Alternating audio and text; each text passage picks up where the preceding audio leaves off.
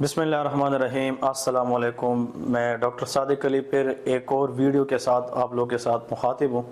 آج کی ویڈیو ہم ڈسکس کریں گے سٹروک کے بارے میں، جس کو ہم عام لوگ فالج کا اٹیک بھی کہتے ہیں۔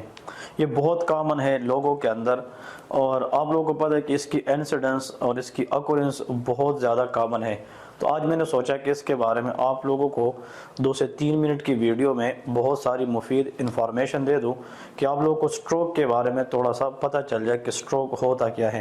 تو سب سے پہلے دیکھیں، decrease blood supply to the brain.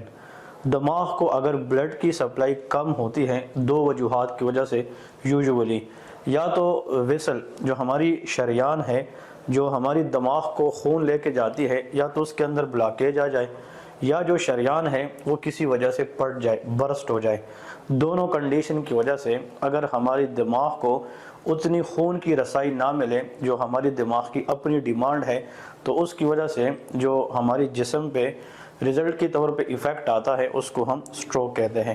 تو آسان لفظوں میں اگر ایک بندہ میڈیکل کا نہیں بھی نہ بھی ہے تو ان کو بھی یہ پتہ ہونا چاہیے کہ جب دماغ کو اس کی ڈیمانڈ کے مطابق ہم غذا نہ دیں، خون کے ذریعے ہم آکسیجن کی سپلائی نہ دیں، جس کی وجہ سے دماغ کا ایک چھوٹا یا بڑا حصہ وہ آکسیجن اور غذائی چیزوں سے محروم ہو جاتا ہے، چاہے وہ شریان کی بلاکیج کی وجہ سے ہو یا اس کی پھٹنے کی وجہ سے ہو، ان کو ہم فالج کہتے ہیں یا سٹروک کہتے ہیں۔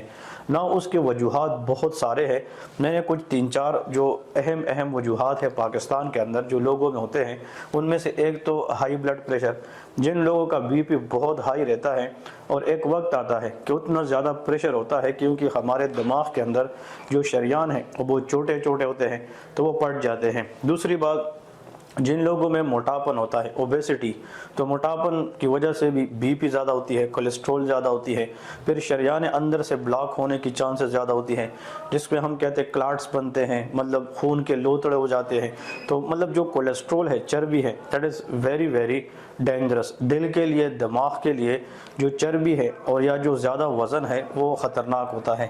ساتھ میں وہ لوگ جو اسموکنگ کرتے ہیں، سگریٹ نوشی کرتے ہیں بہت ٹائم سے، ان لوگوں میں بھی، اور فزیکل ان ایکٹیویٹی، وہ لوگ جو مطلب ایکسرسائز نہیں کرتے، ورزش نہیں کرتے، مطلب ان لوگوں میں زیادہ دیر ایک جگہ پہ رہنے کی وجہ سے بھی سٹروک یا فالج کے اٹیک چانسز ہوتے ہیں۔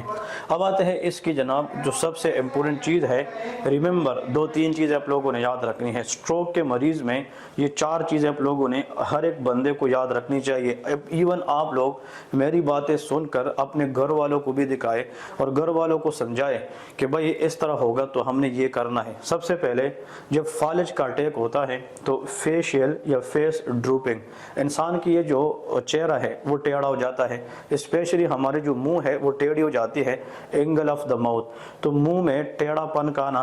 دوسری بات، آرم ویکنس، وہ مریض جو ہے اپنا ہاتھ صحیح طریقے سے موو نہیں کرے گا، اوپر نہیں لے جائے گا کیونکہ پاور کمزور ہو جاتی ہے، تو ہاتھ میں کمزوری آنا، اور ساتھ میں سپیچ ڈیفیکلٹی، وہ بندہ اگر آپ کو کچھ بولنا بھی چاہے گا وہ آپ کو سمجھ میں نہیں گی۔ اسکین سپیچ کا مطلب ہوتا ہے کہ سٹروک کے اندر، فالج کے اٹیک میں انسان بولے گا بھی تو وہ سمجھ نہیں آئے گی، صحیح نہیں بول پائے گا۔